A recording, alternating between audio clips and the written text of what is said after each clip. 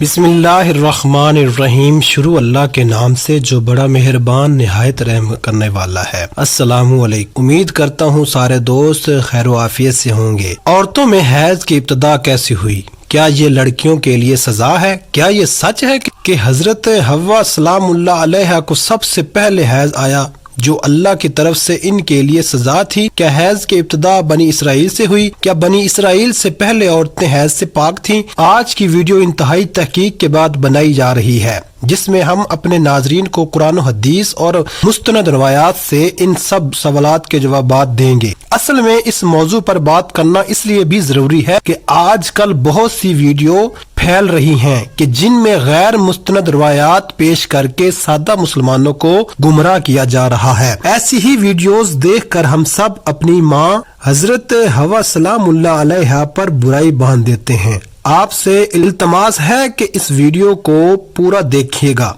ताकि दोबारा कभी कोई भी आपको इस मौजू पर गुमराह ना कर सके। हजरत अब्दुल रज़्ज़ाक और मुस्तनद आसरात में हजरत अब्दुल्ला बिन मसूद रजी अल्लाह ताला अन्हु और हजरत अस्मा बिन अबू बकर से रिवायत नकल की गई है कि बनी इसराइल की औरतों को ये इजाजत थी कि वो भी मर्दों के साथ मस्जिद में जाकर नमाज पढ़ा करती थी। मर्दों और औरतों के दरमियान एक पर्दा होता था। फिर एक दिन एक लड़की अपनी एड़ियां उठाकर मर्दों में अपने यार को देखने लगी और फिर इसने ये रोजाना का मामूल बना लिया। इसकी देखा देखी सभी औरतें अपने मस्जिद में आती और फिर एड़ियां उठाकर पर्दे के ऊपर से गैर मर्दों से ताक जात में लग गई।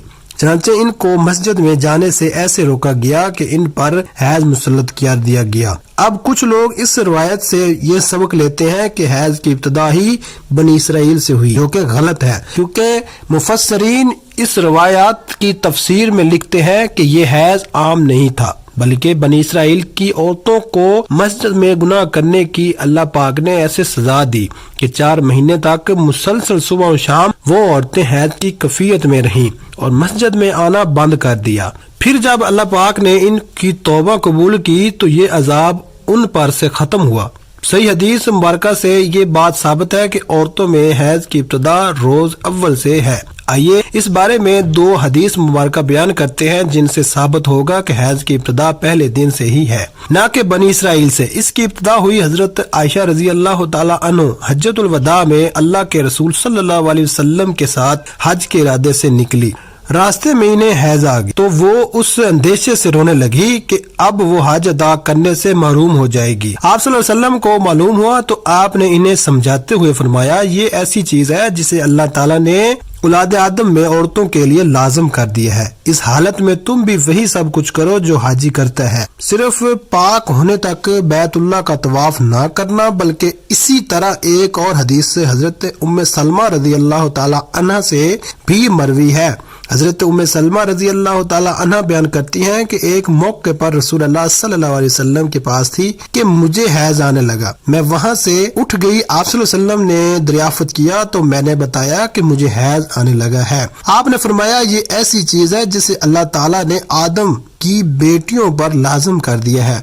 इस मौजू पर इमाम बुखारी रहमतुल्लाह अलैह ने बुखारी शरीफ में एक बाब भी कायम किया है जिसका नाम हैज का आगाज कैसे हुआ। इमाम बुखारी लिखते हैं कि हजूर अकरम सल्लल्लाहु अलैहि वसल्लम ने फरमाया, ये वो चीज है कि जिसे अल्लाह ने आदम की बेटियों पर लाजम किया है। इमाम बुखारी मजीद लिखते हैं कि बाज लोग कहते हैं कि हैज का आगाज बनी इसराइल से हुआ, जबकि इस मामले में नबी करीम सल्लल्लाहु अलैहि वसल्लम का इरशाद ज्यादा मोतबर है, जो कि हजूर सल्लल्लाहु अलैहि वसल्लम ने फरमाया कि अल्लाह ने हैज को आदम की बेटियों पर लाजम किया है, इसलिए बनी इसराइल से पहले भी हजरत आदम की औलाद में हैज मौजूद था। इलामा इब्ने हिजर अस्कलानी फतह बारिया में भी यही साबित किया है कि हैज इब्तिदाई तख्लीक से औरतों का आता रहा है। अब बात करते हैं उन रवायात की कि जिनमें ये कहा जाता है कि हैज की इब्तिदा हजरत हवा से हुई और ऐसा बतौर सजा हुआ। इमाम तबरी रहमतुल्लाह अलैह सूरह बकरा की आयत नंबर 25 के तफसीर में हजरत अब्दुर्रहमान बिन ज़ैद रहमतुल्लाह अलैह के ये रिवायत नकल करते हैं कि हजरत हवा को पहले हैज नहीं आता था। इनकी तख्लीक पकीज़ा हुई यहाँ तक कि उन्होंने अल्लाह के नाफरमानी की और फल खाया, جس سے ان کو جنت سے نکالا گیا اور پھر ان کو حیض اور حمل کی سزا دی گئی۔ اور لکھتے ہیں کہ اللہ پاک نے تب فرمایا میں نے تجھے پاکیزہ بنایا تھا لیکن تو نے میری نافرمانی کی، اس لیے اب میں تجھ سے خون جاری کر دوں گا۔ امام طبری کے علاوہ باقی تمام مفسرین نے ان روایات کو جھٹلایا ہے اور ان روایات کو غیر مستند اور ناقابل قبول کہا۔ فیض دراصل ایک طبیعتی مظہر ہے جس سے ہر ماں عورت بلاغت تک دو چار ہوتی ہے اور اس کو صحت کی علامت سمجھا جاتا ہے۔